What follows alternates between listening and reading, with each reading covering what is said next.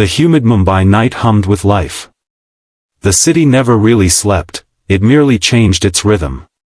From the open window of a modest apartment, the sounds of honking rickshaws, distant train whistles, and temple bells melted into one living pulse. Sitting cross-legged by that window was Ishita, a 21-year-old singer with deep brown eyes that always seemed to hold a melody of their own. A single flickering lamp illuminated her notebook, its pages filled with half-written lyrics, smudged ink, and the restless heart of a dreamer who refused to give up.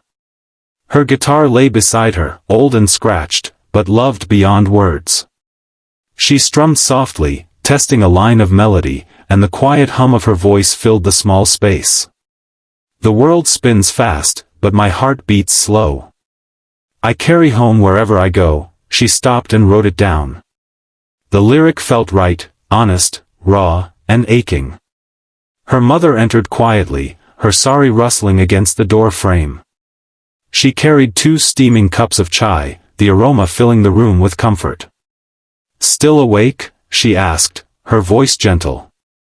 "I'm almost done," Ishita said, looking up with a tired smile. "I just can't stop thinking about the audition video. What if they don't like it?" Her mother placed a hand on her shoulder. "If it comes from your heart, Beta, someone will hear it, even if they're oceans away."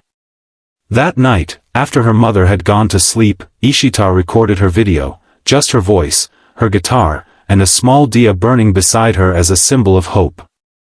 The song was a blend of Indian classical melodies and soulful English lyrics.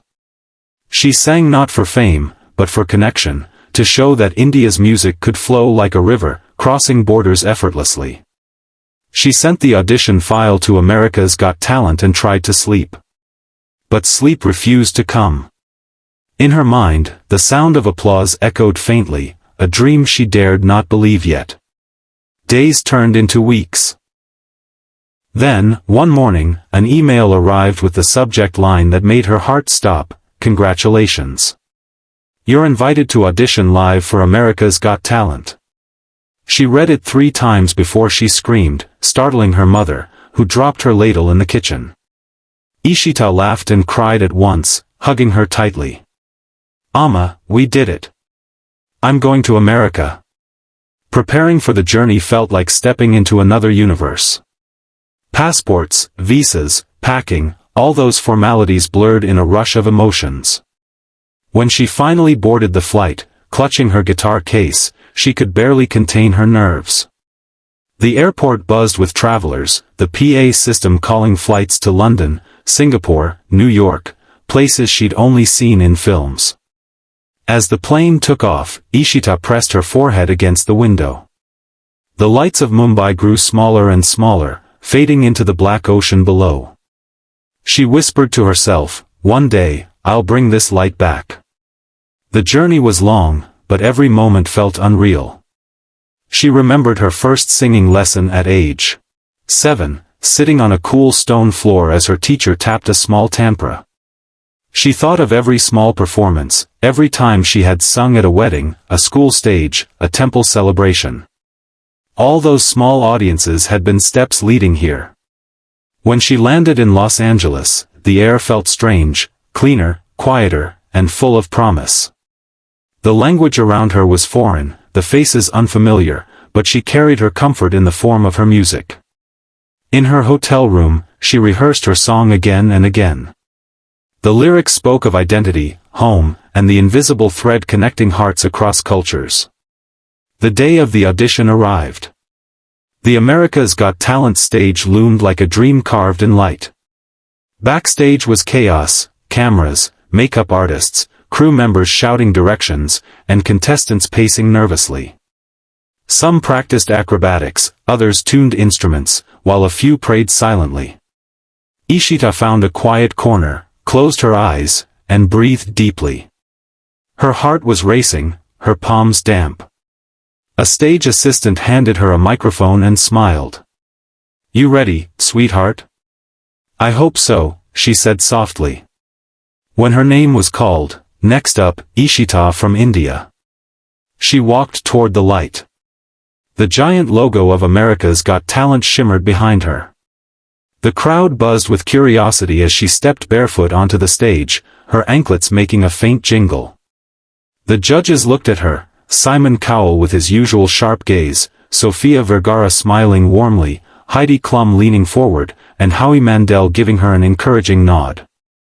Simon spoke first. "Hello. What's your name, and where are you from?" "I'm Ishita, and I'm from Mumbai, India." A murmur went through the audience. Her accent was soft, her voice calm, but her eyes sparkled with quiet fire. "And what will you be doing for us today?" Sofia asked. "I'll be singing an original song," Ishita replied. "It's called The Soul of My Land. It's about carrying the spirit of India wherever you go." Simon raised an eyebrow. "An original song, huh? That's brave. All right then, show us what you've got." The stage lights dimmed. The first note of her guitar echoed through the hall, deep, resonant, almost sacred. A tabla rhythm joined in subtly, recorded in her backing track, blending east and west in perfect harmony. Her voice began softly, trembling slightly at first. "I was born where the rivers dance and the colors never fade. Where every prayer's a melody the wind has softly made. I've crossed an ocean to be here, but I'm not alone tonight. My roots still sing beneath my skin, my heart still painted bright." The hall grew utterly silent. Even the cameramen seemed to forget their cues. Her voice gained strength, flowing like a river finding its path. The song built into a soaring chorus that filled the arena with warmth and power. "This is my home, in every sound, in every tear I cry. The soul of my land lives in me, I'll sing it to the sky."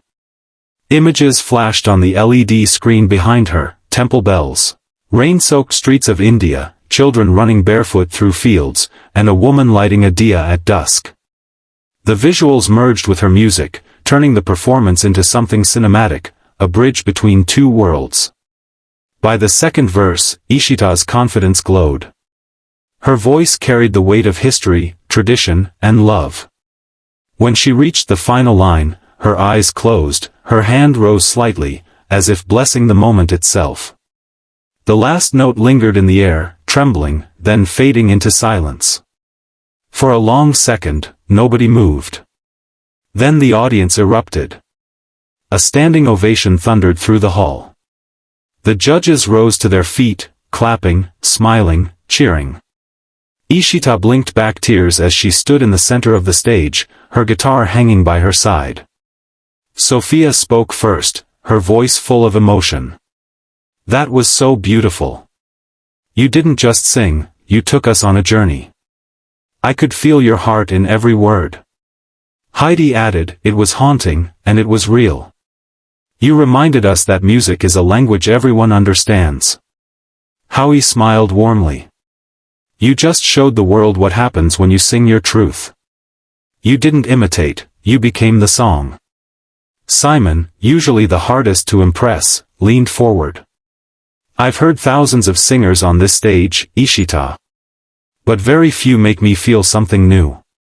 That song, it wasn't just music. It was a story. It was your soul. And that's what this show is about." Ishita tried to respond, but her throat tightened. All she could manage was a choked, "Thank you." Then Simon glanced toward the big golden buzzer in front of him. The crowd sensed what was coming and began to chant, "Press it. Press it." Simon smiled slightly. "You know what, Ishita? I think the world needs to hear more of your voice." He pressed the golden buzzer. The music swelled as golden confetti rained from the ceiling, spinning like blessings. Ishita gasped, her hands flying to her face as she fell to her knees, overwhelmed. Tears streamed down her cheeks. She looked up at the golden light showering over her, a vision that felt divine. Backstage, her mother appeared on a video screen, having been secretly recorded watching the performance from India. Her face was streaked with tears, her hands folded in prayer. "You did it, Beta. You carried all of us with you." Ishita reached toward the screen, her fingers trembling. "Amma, we did it," she said softly. "This isn't just my song. It's ours." After the show, as the confetti settled and the audience slowly dispersed, Ishita sat alone in her dressing room. The adrenaline had faded, replaced by quiet disbelief. Her phone buzzed with messages, family, friends, even strangers from around the world sending love. She looked at her reflection in the mirror, still that same girl from Mumbai, just now surrounded by glitter. Her guitar rested beside her, its strings still humming faintly. She thought back to that night by the window, writing lyrics under the lamplight. The journey from that tiny apartment to this stage felt impossible, and yet, it had happened. A knock came at the door. It was one of the producers. "You've just gone viral," he said, holding up his phone. "Millions of views already." Ishita laughed softly, covering her face. "I don't even know what to say." "Say thank you to your roots," the producer smiled. "Because that's what people are connecting to, your authenticity."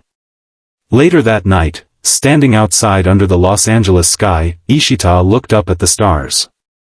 Somewhere beyond that darkness was home, her city, her mother, the life she had carried in her voice. She began to hum softly, not for anyone else now, just for herself. The melody was the same one she'd written months ago, but now it carried new meaning. It was proof that dreams didn't need permission, they only needed courage. In the days that followed, news outlets called her the girl who brought India to AGT. Clips of her performance flooded social media, children dancing to her song, people reacting with tears, artists sampling her melody. Her audition became a symbol of cultural pride, of what it meant to belong everywhere and nowhere all at once. Ishita was invited back for interviews. One reporter asked, "What does this golden buzzer mean to you?" She smiled thoughtfully. "It means the world finally heard what my country's music has been singing for centuries, love, unity, and soul. It means that even if you're far from home, your roots can still bloom in foreign soil." Months later, when she performed again in the live finals, her set included dancers dressed in a fusion of Indian and Western attire, moving to rhythms that merged continents. But even with all the spectacle, her song remained at its heart the same, simple, spiritual, and human. After the final show, when the lights dimmed and the stage was empty, Ishita sat on the edge of the platform and ran her fingers over her guitar strings. She thought of her journey, not just the flights and stages, but the emotional voyage of believing in herself when the world felt too big. Fame might fade someday, she knew that.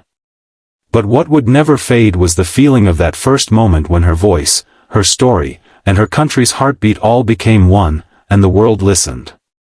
Somewhere in the back of her mind, she could still hear her mother's words echoing from that first night, "If it comes from your heart, someone will hear it, even if they're oceans away." And now, the ocean had heard her.